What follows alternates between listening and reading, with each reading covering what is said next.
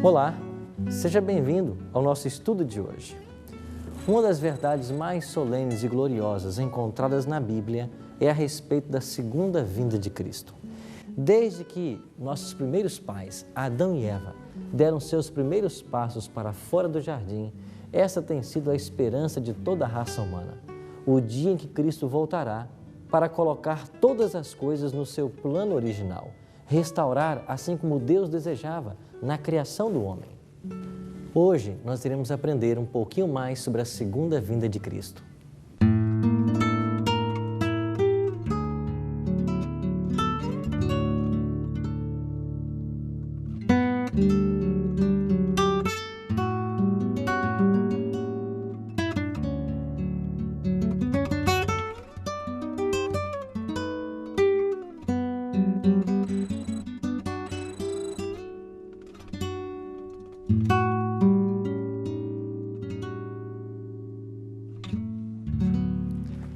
O tema da segunda vinda de Cristo é um dos temas mais abordados na Bíblia Sagrada. Apenas no Novo Testamento existem cerca de 300 passagens falando a respeito da volta de Cristo. Muito antes mesmo que Guilherme Miller pregasse sobre a volta de Cristo, já havia um grande movimento anunciando a segunda vinda de Cristo nos 4 cantos do planeta.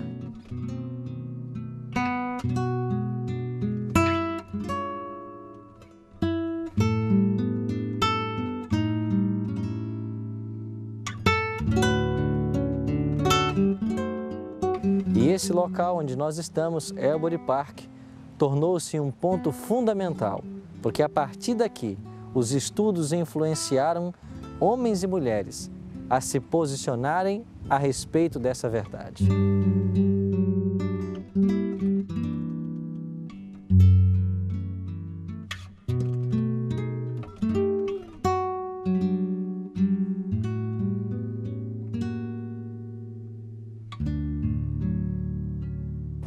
Pastor, o que aconteceu aqui nessa mansão? Este é indiscutivelmente um dos mais importantes lugares onde começou a ser estudada a questão da segunda vinda de Cristo em tempos modernos. Essa mansão pertenceu ao famoso Henry Drummond. Ele era um proprietário de muitas terras, portanto uma pessoa bem abastada. Além disso, ele era um banqueiro e também membro do próprio Parlamento Britânico. E no ano de 1826, ele convidou alguns eruditos para virem aqui e estudarem com ele, nesse lugar, as profecias bíblicas. Na biblioteca dessa mansão estavam presentes Edward Irving, que era um brilhante pregador e ministro em Londres. Sua igreja tinha cerca de 1000 membros ali que o escutavam. Além disso, o famoso Joseph Wolff, um dos grandes expoentes do estudo das profecias aqui nesse local. E aqui foram estudadas as profecias bíblicas. A programação durou 6 dias e começava cedo pela manhã com o estudo da Bíblia e oração. Depois, no segundo bloco, estudava-se o texto hebraico, aramaico e grego da Bíblia. E no final, na parte da noite, então, se tinha um período de reflexões de umas 3, 4 horas ainda, complementando o que havia sido estudado durante o dia. Tanto êxito teve essa primeira conferência profética que, durante o período entre 1826 e 1830, foram anualmente sendo realizadas outras conferências. É tão importante a influência desses homens aqui que a obra de Lacunza foi traduzida para o inglês e estudada aqui na biblioteca desse lugar. Além disso, Wolff saiu por vários países da África e outros lugares mais pregando a segunda vinda de Cristo.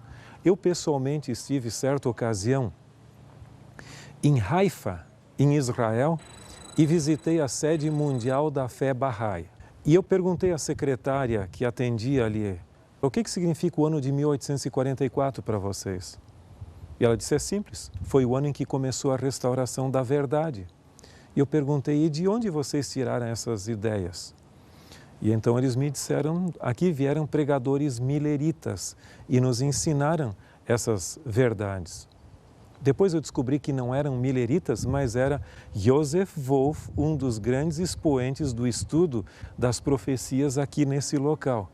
Portanto, isto aqui se tornou um grande centro de difusão de ideias sobre a segunda vinda de Cristo, que deveria ocorrer, segundo eles, na década de 1840.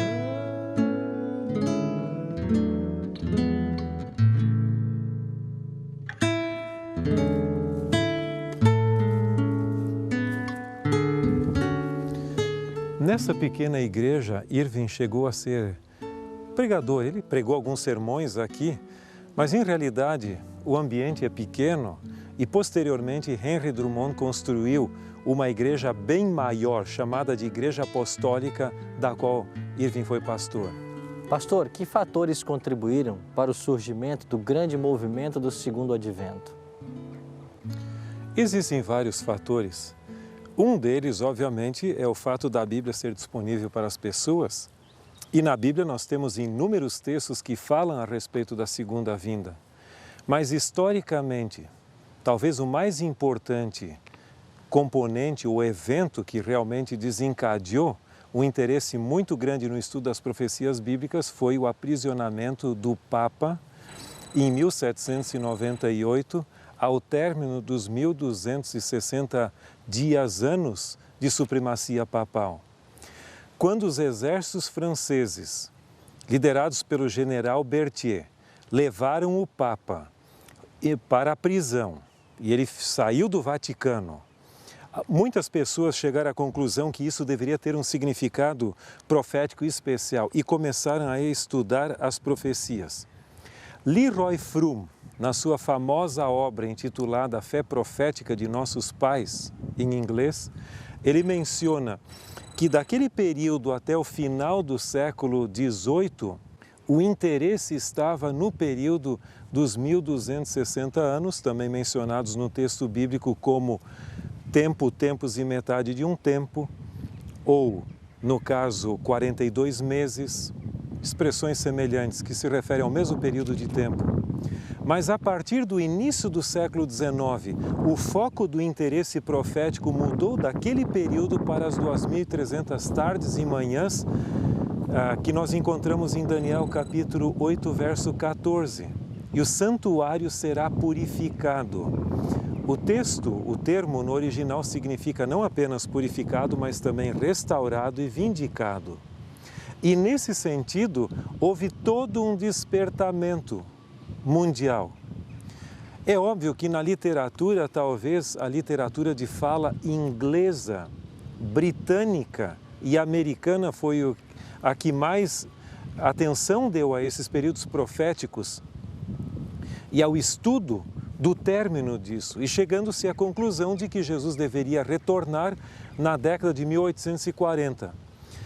As principais datas eram 1843, alguns 1844, um número menor, e um número mais significativo, 1847. E houve todo um despertamento em cima dessas datas. Agora, quais são as manifestações mais importantes desse movimento? Nós temos em todos os continentes evidências de pessoas que criam na segunda vinda de Cristo. Você tem, por exemplo, na Escandinávia, as crianças que pregavam a segunda vinda de Cristo.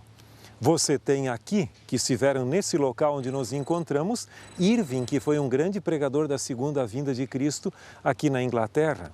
Lamentavelmente, depois ele começou com ideias carismáticas, dom de línguas, e isso desvirtuou bastante o seu movimento, a tal ponto que os milleritas nos Estados Unidos procuraram se distanciar deles devido a isso.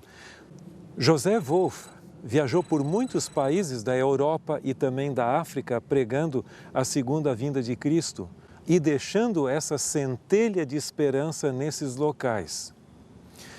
Agora, a mais importante expressão desse movimento foi, sem dúvida, o norte-americano chamado de millerismo, liderado por Guilherme Miller. E o que fez com que aquele movimento se tornasse mais expressivo foi a definição mais precisa de uma data para a segunda vinda de Cristo. Guilherme Miller havia antecipado que Jesus deveria voltar entre o ano religioso judaico de 1843, que começava naquele ano e se estendia até 44, e posteriormente nós encontramos a Samuel Snow definindo essa data para 22 de outubro de 1844, e quando ocorreu o grande desapontamento. Mas mesmo na América do Sul, o padre chileno Manuel Lacunza escreveu sobre esse tema. E na Argentina tínhamos a Francisco Hermógenes Ramos Mejía, que também cria na segunda vinda de Cristo. Eu creio que além desses haviam pessoas esparsas que estudavam a Bíblia e que chegavam à conclusão de que Jesus havia não apenas prometido a segunda vinda de Cristo, mas que isso deveria de ocorrer em algum momento. Agora, pastor, em que sentido são os adventistas do sétimo dia herdeiros desse movimento? Na obra que eu mencionei, A Fé Profética de Nossos Pais, que são 4 volumes grossos de Fromm, ele descreve todo esse legado de esperança da segunda vinda de Cristo, culminando nos adventistas do sétimo dia.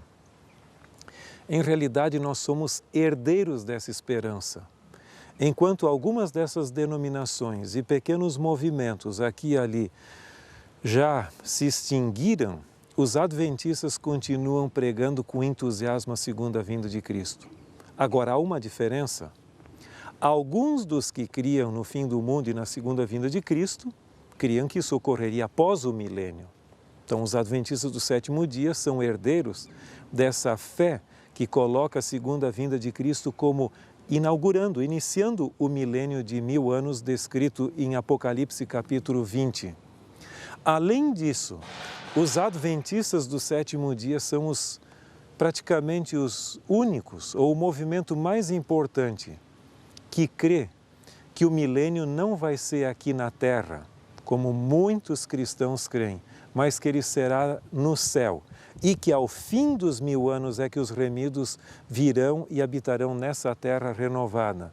Portanto, nós temos um grande legado de todas essas pessoas que estudaram a Bíblia e cada uma contribuindo com um aspecto dessa verdade até que a plena doutrina da segunda vinda de Cristo se torna para nós a mais bem-aventurada de todas as promessas e esperanças que ainda está para se cumprir e que nós cremos que haverá de se cumprir em nossos dias, em nossa geração.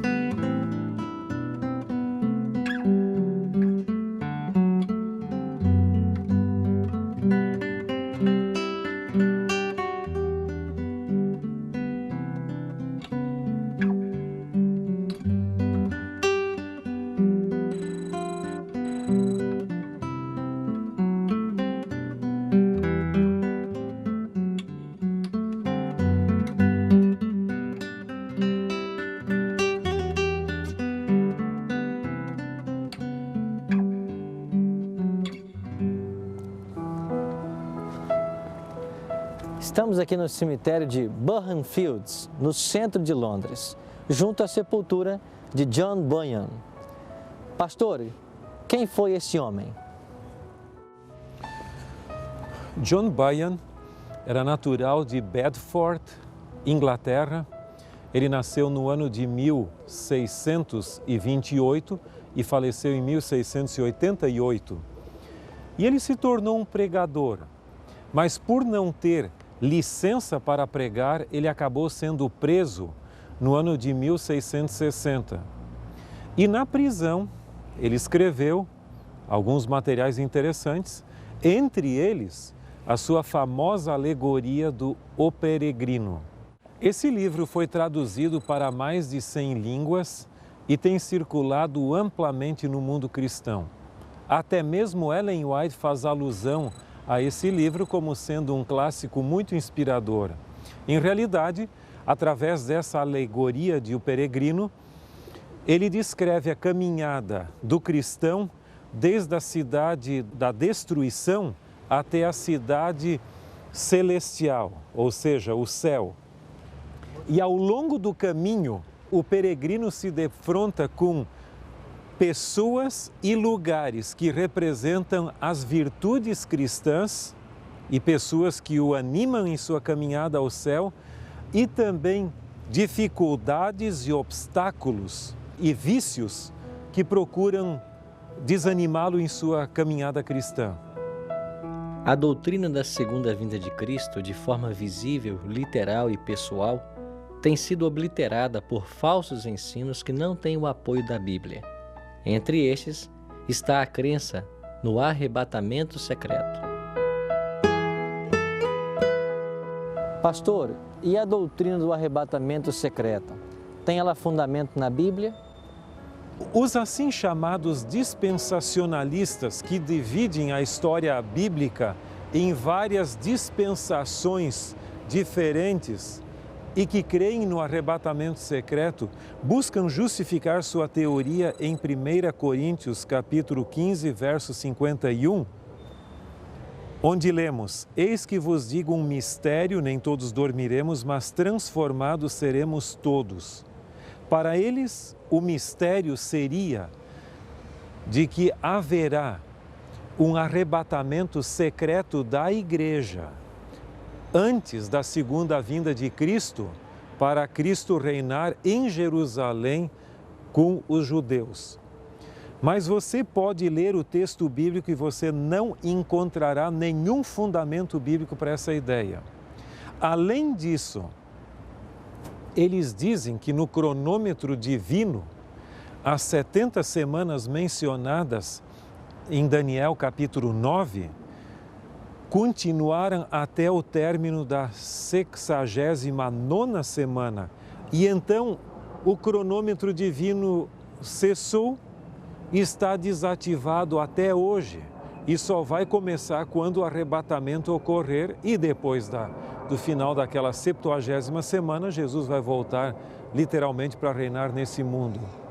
O período das 70 semanas é um período completo, sem interrupção. Além disso, em nenhum lugar se fala de um arrebatamento anterior à segunda vinda de Cristo. O mistério é que nem todos vamos dormir, mas alguns serão transformados por ocasião da vinda de Cristo. Em outras palavras, quando Jesus despontar nas nuvens dos céus, os mortos ressuscitarão e os vivos serão transformados. Lógico que isso é um mistério, não é algo natural.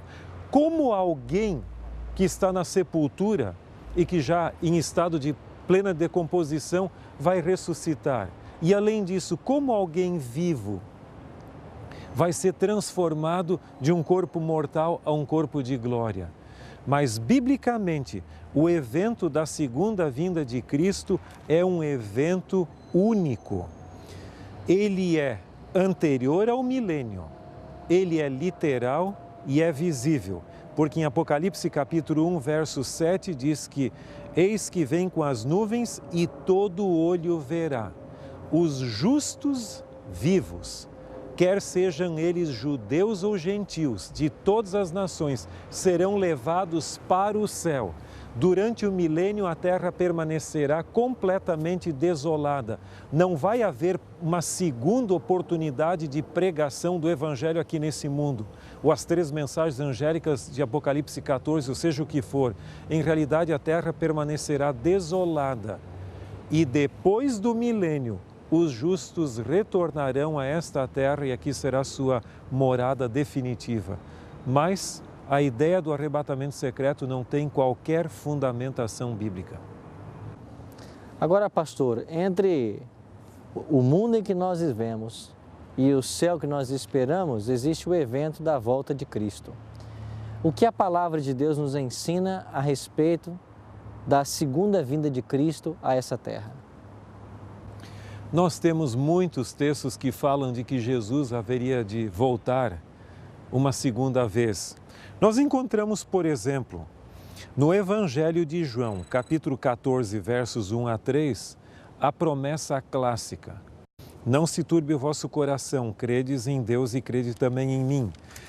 Na casa de meu Pai há muitas moradas. Se não for assim, eu vou-lo teria dito, pois vou preparar-vos lugar.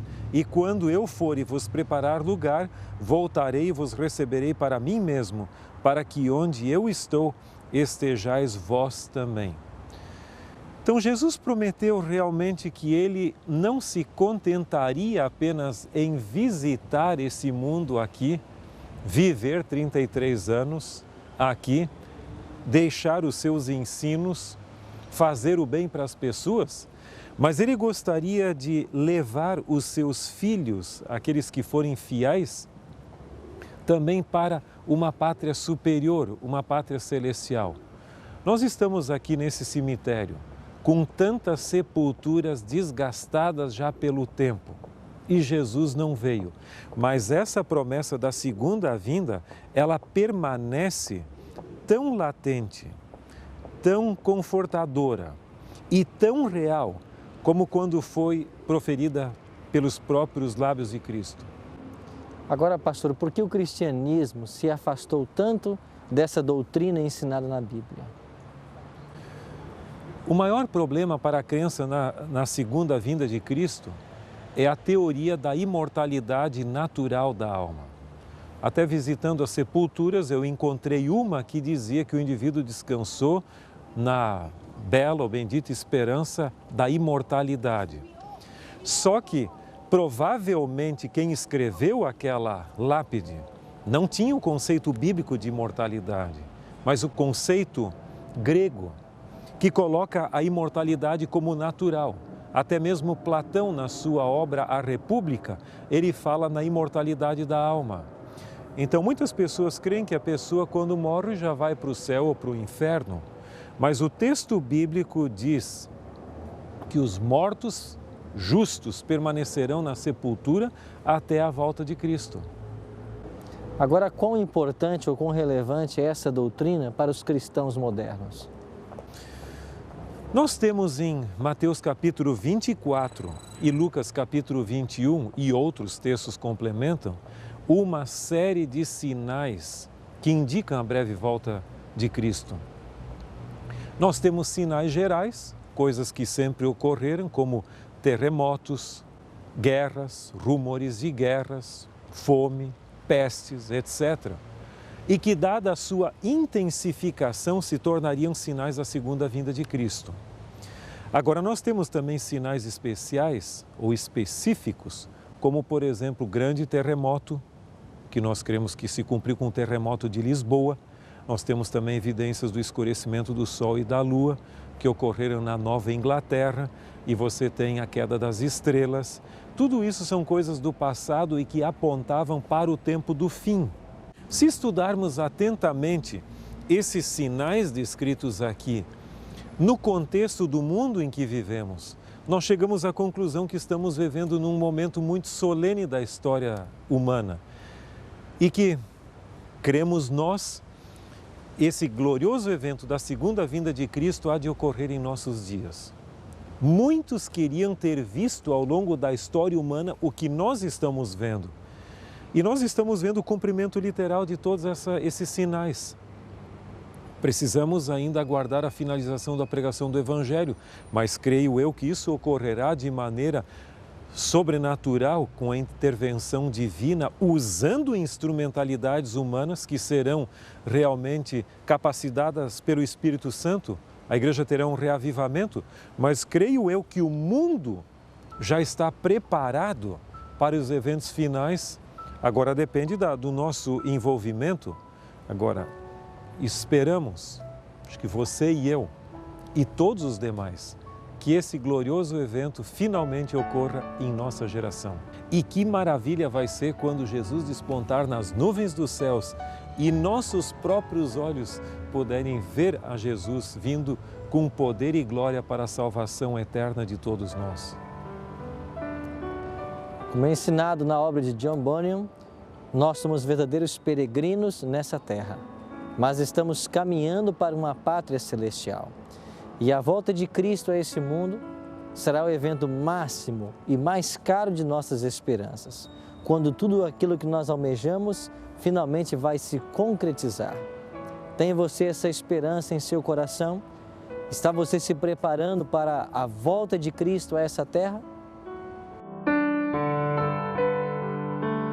A minha decisão é: após haver compreendido que Jesus voltará a esta terra para completar sua obra de salvação e que sua segunda vinda será pessoal, visível e literal, desejo, pela graça de Deus, fazer todo o preparo para estar pronto naquele grande e glorioso dia, bem como anunciar aos outros esta maravilhosa verdade. Se esse é o seu desejo, ore comigo agora. Bondoso Deus e Pai, muito obrigado pela promessa que o Senhor nos fez de que em breve voltará a esse mundo para fazer nova todas as coisas. Ajuda-nos a fazer o devido preparo para estarmos prontos para te receber, bem como aqueles que nós amamos. Cuida de todos nós. Te oramos em nome de Jesus. Amém. No momento da volta de Cristo, ocorrerão eventos jamais testemunhados pela humanidade. Entre eles, a ressurreição dos justos mortos. Jesus falou de duas ressurreições, uma ressurreição para a vida e outra para o juízo. Eu e você, se formos chamados à sepultura antes da volta de Cristo, participaremos em uma dessas ressurreições. Mas como será isso?